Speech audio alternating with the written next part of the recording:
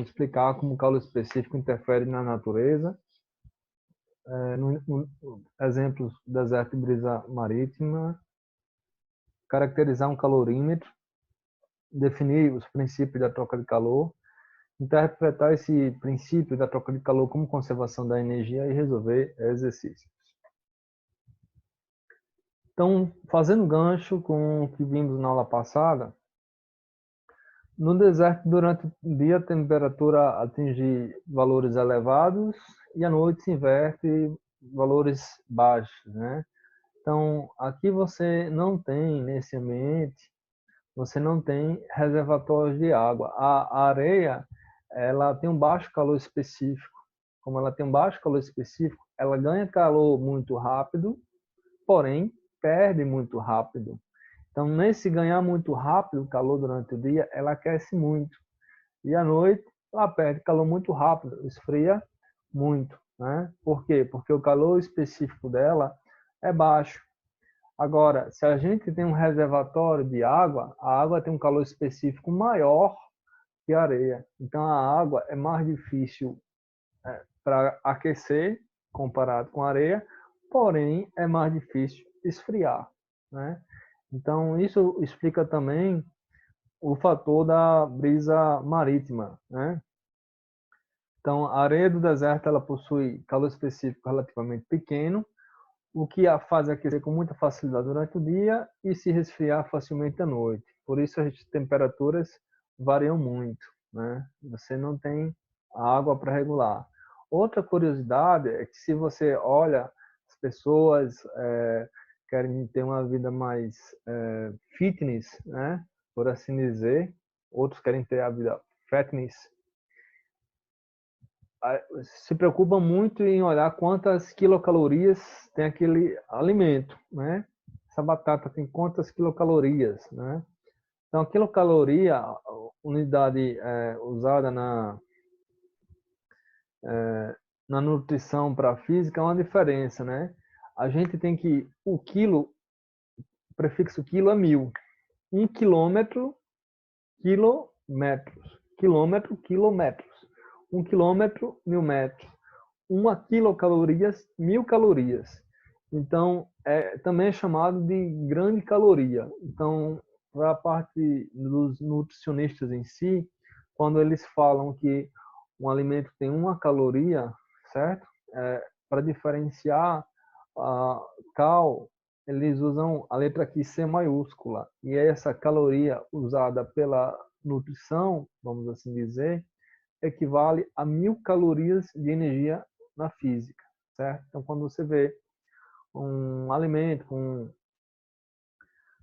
3 calorias, alguma coisa, uma porção com 3 calorias nutricionais, equivale a 3000 calorias na física, tá certo? Então, para a dieta em si, na dieta você vai seguir a tabela nutricional, certo? Você vai usar aplicativos, tem gente que usa aplicativo, planilha para saber quantas calorias consumiu, quando você exercita, usa aplicativo no celular para saber quantas calorias perdeu. Então, ali você está usando calorias nutricionais, tá certo? Não está usando calorias físicas. Perfeito? Brisa marítima. Brisa marítima é um fenômeno interessante. A brisa marítima é a brisa continental. Como é que isso aqui ocorre, né? Porque quando estamos na praia durante o dia, a gente percebe que os ventos sopram da água para a praia e à noite é invertido. Da praia para a água. Então, nós temos o seguinte. Você concorda que, claro, né? Areia e água são substâncias diferentes, materiais diferentes. Concorda? Concordo. Então, se são materiais diferentes, os calores específicos são diferentes. Então, tem uma propriedade aí de diferença, calor específico diferente. Calor específico diferente implica dizer que você vai ter aquecimentos diferentes, né? E eles estão expostos à mesma fonte de energia que é o Sol, que emite energia na forma de calor transmitida por irradiação. Então, a fonte de energia envia a mesma energia tanto para a água quanto para a terra, E como a terra, certo? A areia tem calor específico menor, ela vai aquecer mais do que a água. Então, como a areia aquece mais mais que a água, ela aquece mais que a água, o que ocorre? As camadas de ar próximo à Terra vão ser aquecidas. E a tendência do ar quente é qual? Subir. Quando esse ar quente sobe, vai criar aqui uma região que é chamada de baixa pressão. E o vento? O vento vai tentar ocupar o espaço. O ar que está aqui vai vir para cá, certo? E à noite a situação se inverte. À noite, quando anoitece, a areia ganhou calor fácil, porém perde calor fácil. A água demorou a ganhar calor, mas à noite ela vai demorar a perder calor. Então a água estará mais aquecida que a areia. Por quê? Porque a água tem um calor específico maior. E à noite a situação se inverte. Como a água possui uma temperatura maior que a areia, as camadas de ar acima da água estarão mais aquecidas. A tendência do ar quente é subir. Quando esse ar quente sobe, forma-se uma zona de baixa pressão. Então, o que você tem? O ar que está aqui no continente vai tentar ocupar essa região e, consequentemente, você vai ter o ar em movimento, né? Então, para a gente entender isso se deve à diferença de calor específico, né? Diferença de calor específico. Então, durante o dia, a temperatura da Terra se eleva mais rapidamente que a água. Isso ocorre porque o calor específico da água é maior que o da Terra. Então, é necessário maior quantidade de calor para elevar a temperatura de certa massa de água do que elevar a temperatura da mesma massa de areia. A areia tem menor calor específico, ela aquece mais rápido. As camadas de ar que estão em contato com a areia se aquecem mais, aí ficam menos densas e sobem. Aí seu lugar é ocupado pelo ar frio que está em contato com a água. Aí surge assim o fenômeno da brisa marítima. E à noite, essa situação se inverte, né? À noite, essa situação se inverte. O vento vai soprar do continente para o mar. Por quê? Porque o mar vai estar mais aquecido, o ar acima do mar, o ar quente acima do mar sobe e criando uma zona de baixa pressão em que o vento vai soprar do continente para o mar. Perfeito? Calorímetro. Tá certo? Calorímetro é uma coisa que é muito citada em problemas, calorimetria. Ele é um recipiente termicamente isolado que evita a troca de calor entre o seu conteúdo e o meio externo. Então, você coloca água e gelo e ele evita a troca de calor de água e gelo. Só vai ter troca de calor entre o sistema interno, água e gelo, certo? Ele evita que essa quantidade de energia seja mais dissipada, mais perdida. Em princípio, o calorímetro ideal ele não deveria trocar calor com os corpos do seu interior, né? Mas na prática, o calorímetro ele se aquece, se esfria. Então, a gente considera muitas vezes a capacidade térmica de um calorímetro num laboratório. Então, quando a gente coloca água, gelo, para ver qual a temperatura final, a gente considera a capacidade térmica do calorímetro porque ele vai esfriar também, né? Ele vai ceder um pouco de calor.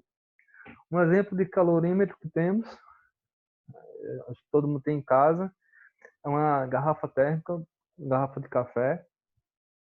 A finalidade dela é isolar termicamente o conteúdo do ambiente. Então a gente tem alguns procedimentos, né? As paredes internas são feitas de vidro que por ser mal condutor, atenua, diminui a troca de calor por condução. As paredes são duplas, são separadas por uma região de vácuo, né? Cuja função é evitar a condução do calor que passa pelas paredes de vidro. A gente tem a tampa, né? Quando a gente usa, a gente tem a tampa que é para evitar a convecção. e as paredes internas espelhadas, né, para que o calor radiante seja refletido, atenuando as trocas por irradiação. E para evitar a possível troca por convecção, como eu falei, é a tampa. O ar quente sobe, mas como tem uma tampa, o ar quente não sai do recipiente. Então você não vai ter um isolamento térmico perfeito, tá certo? Apesar dos vários cuidados, quando a garrafa passa, o café fica aí várias horas, ele vai acabar o quê? Esfriando, né? Vai atingir o equilíbrio térmico com o ambiente. Aí para relembrar, esse slide aqui é só para relembrar a aula passada, calor específico, ele está ligado ao tipo de substância, certo? Calor é capacidade térmica pode ser calculado como a energia dividida pela temperatura ou a massa multiplicada pelo calor específico. Calor específico está ligado ao tipo de substância. A quantidade de energia, calor específico é a quantidade de energia que eu tenho que fornecer por unidade de massa da substância para que a temperatura se eleve em uma unidade. Quando eu falo que calor específico da água, por exemplo, é 1 caloria grama grau Celsius, para aumentar em 1 grau Celsius a temperatura de 1 grama de água, eu tenho que fornecer 1 caloria de energia. Se forem 2 gramas, eu tenho que fornecer 2 calorias. 1 caloria para cada grama de água para que a temperatura se eleve em 1 grau Celsius. Calor sensível é aquele calor capaz de alterar a temperatura sem mudar o estado físico da substância, né? Então, aquecer a água, resfriar a água, calor sensível. Você mantendo a água lá no estado líquido, a gente está falando de calor sensível. Perfeito?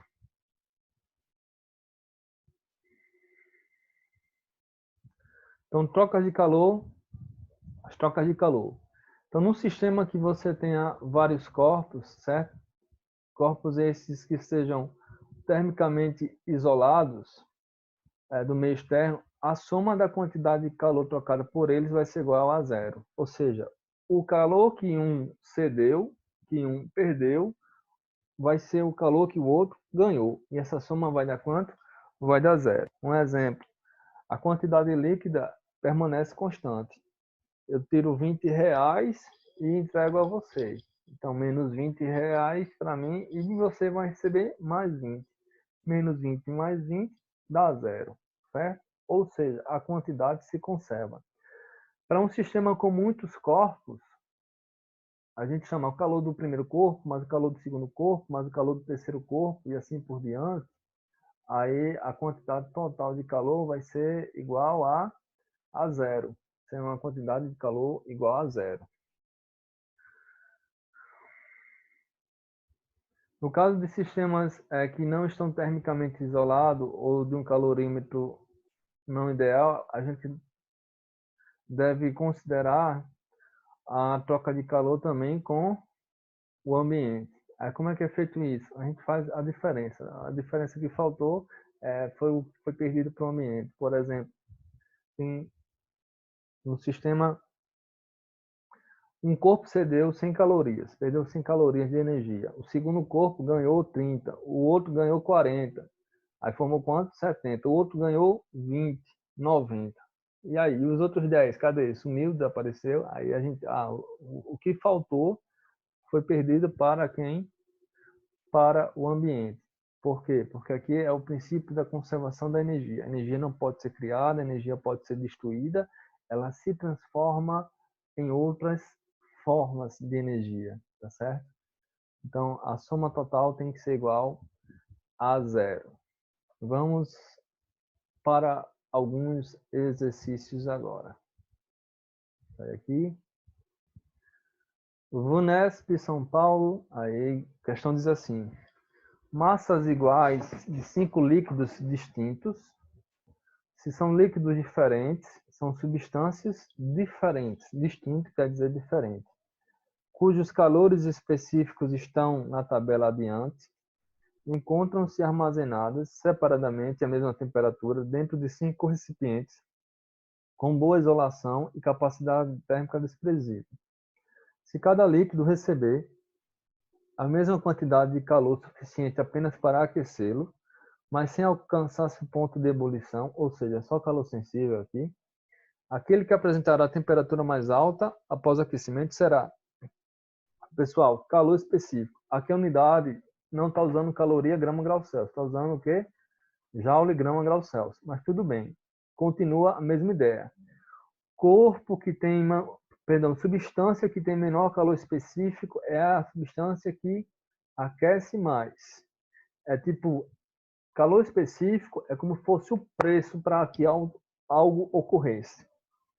Então, aqui, se você pensar, olhar para essa tabela, não olhar ali, joule, grama, grau Celsius, olhar em reais, imagina dinheiro agora. Água 4,19, petróleo 12,9, glicerina 12,43, leite 3,93, mercúrio 14 centavos. Imagina que você vai ter fornecer a mesma quantidade de energia, você vai chegar com a mesma quantidade de dinheiro. R$10 para água, para comprar água, R$10 para comprar petróleo, R$10 para comprar glicerina, R$10 para comprar leite, R$10 para comprar mercúrio. Qual é que você vai comprar mais? Você vai comprar mais o mais barato. Então, é o que você vai levar mais, né? Então, quando você fornece a mesma quantidade de energia, a substância que tem menor calor específico, ela será a substância que mais irá o quê? Aquecer. Então, o mercúrio vai ser a substância que mais irá aquecer. A substância que será a segunda mais aquecida seria quem?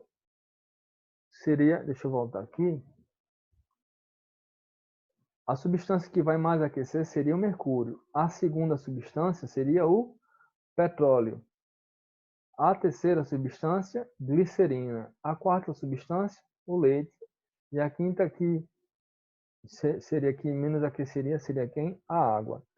Então, dessas substâncias, considerando aqui que vão receber a mesma quantidade de calor, tá certo? Então, o mercúrio é a substância que mais aquece. Por quê? Porque possui menor calor específico. A alternativa é.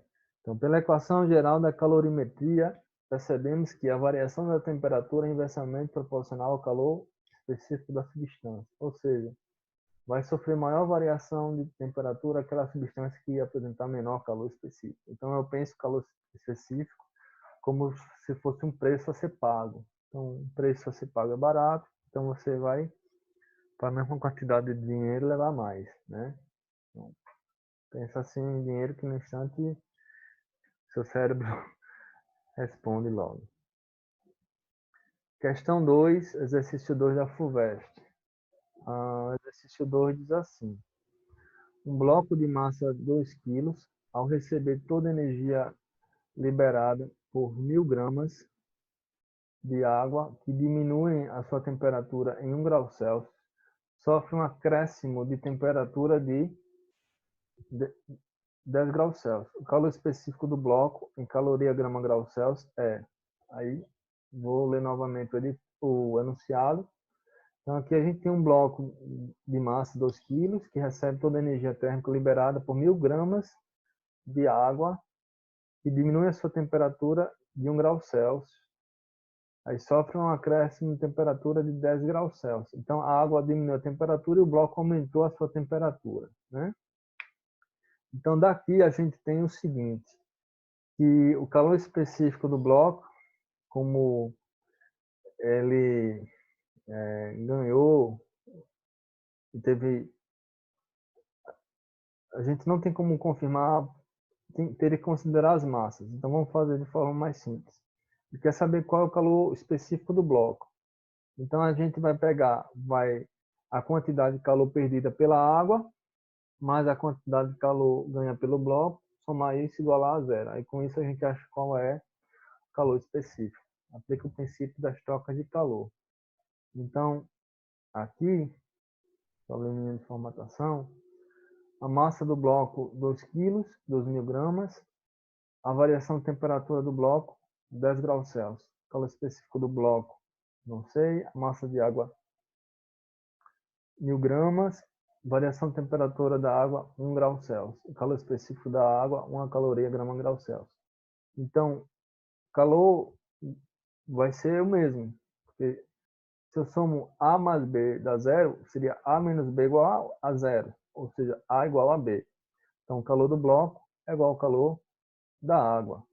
Então, a massa do bloco vezes o calor específico do bloco, multiplicada pela variação de temperatura do bloco, é igual à massa da água, calor específico da água, temperatura da água.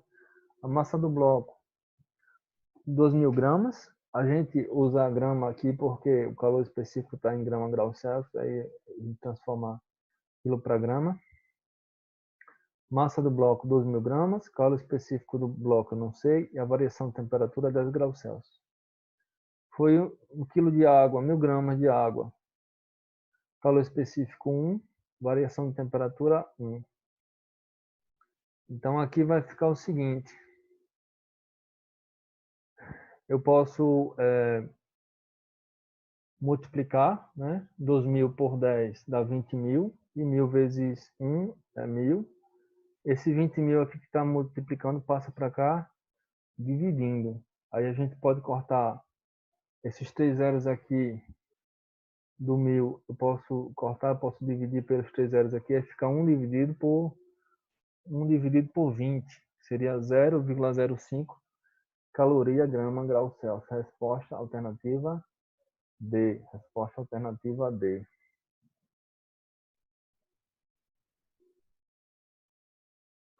Exercício 3. Um frasco contém 20 gramas de água a 0 graus Celsius. Um frasco contém 20 gramas de água a 0 graus Celsius. Em seu interior é colocado um objeto de 50 gramas de alumínio a 80 graus Celsius.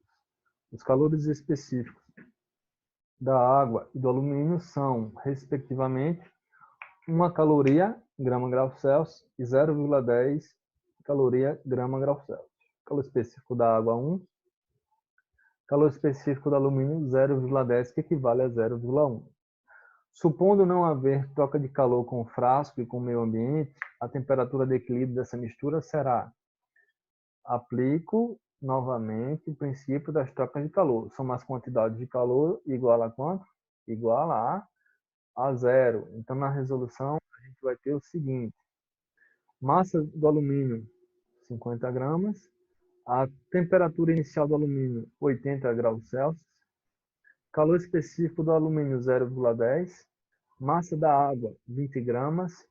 Temperatura inicial da água, 0 graus Celsius. Água aqui no estado líquido, calor sensível.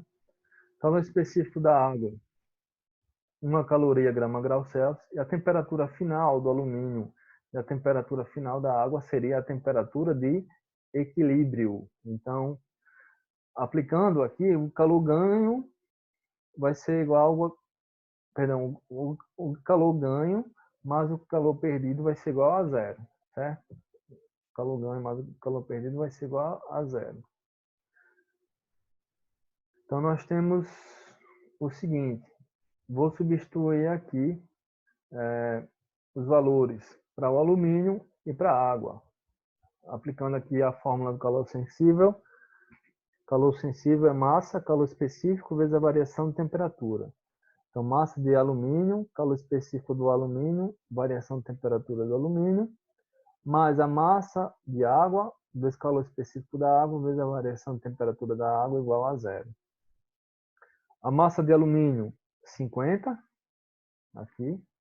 Calor específico do alumínio, 0,10, vezes a variação de temperatura. É o que é a variação de temperatura? Temperatura final menos a inicial. Então, temperatura final é a temperatura de equilíbrio. Temperatura de equilíbrio menos 80, fecha parênteses. Aí mais, agora a parte da água. 20 gramas de água, calor específico da água é 1. Temperatura de equilíbrio é a temperatura final da água, menos a temperatura inicial da água, que é 0. Agora eu vou fazer o seguinte: 50 vezes 0,10 ou 50 vezes 0,1 é 5. É 5. Aí repetir o termo que está aqui entre parênteses. 20 vezes 1 é 20. A temperatura de equilíbrio menos 0 é a temperatura de equilíbrio. Agora eu vou aplicar a propriedade distributiva. 5 vezes a temperatura de equilíbrio vai ficar 5 vezes a temperatura de equilíbrio. Aí menos 5 vezes 80. 5 vezes 80 é menos 400. E repita essa parte. Então, 5 vezes temperatura de equilíbrio aqui. 5 vezes menos 80, menos 400. Aí repetir essa parte. Então, temperatura de equilíbrio, eu vou somar aqui, ó, 5. É como se fosse 5x e aqui 20x, né? 5x mais 20x, 25x. Então, 5 temperatura de equilíbrio mais 20 temperatura de equilíbrio vai ser 25 temperatura de equilíbrio. Menos 400 igual a zero. Então, esse menos 400 que está negativo passa para o lado positivo. Como eu quero achar a temperatura de equilíbrio, o 25 que está multiplicando passará como? Passará dividindo 400 por 25, vai ser equivalente a 16 graus Celsius. 400 por 25, 16 graus Celsius. A resposta seria a alternativa B, 16 graus Celsius.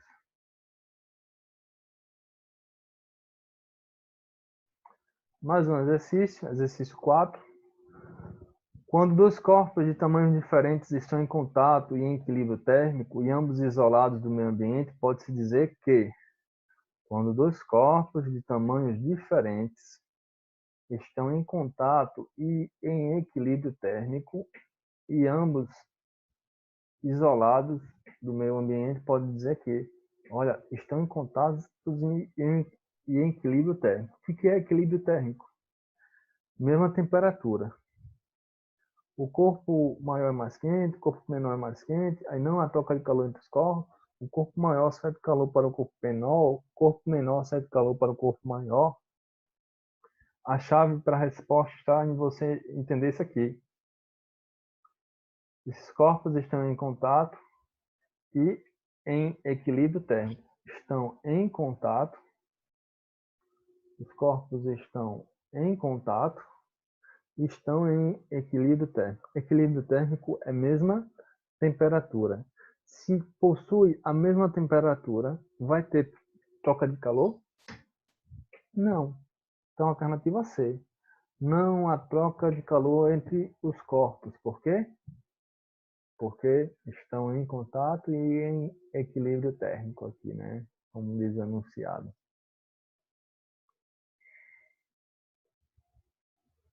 Então, como os corpos estão em equilíbrio térmico, não vai existir calor, visto que calor é energia térmica em trânsito devido à diferença de temperatura entre os corpos. Afirmação C. Questão 5. Questão da USP modificada. Da PUC, perdão. PUC, Pontifícia Universidade Católica de São Paulo. Modifiquei essa questão. É preciso baixar de 3 graus Celsius a temperatura da água da bacia. No caso aqui seria da banheira, né? Para que o nosso amigo possa tomar banho confortavelmente. Para que isso aconteça, quanto calor deve ser retirado da água? O caldeirão, no caso aí a piscina, né, contém 10 quilos de água. A banheira, né, contém 10 quilos de água. E o calor específico da água é uma caloria grama grau Celsius.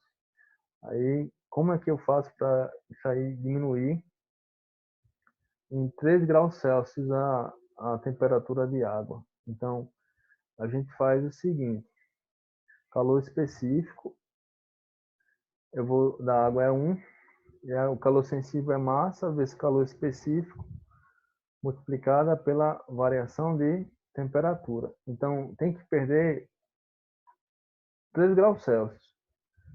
10 kg de água são 10.000 gramas. 1 kg é 1.000 gramas, 10 kg é 10.000 gramas. Então, da equação da calorimetria, a gente tem massa de água, calor específico da água e temperatura da água.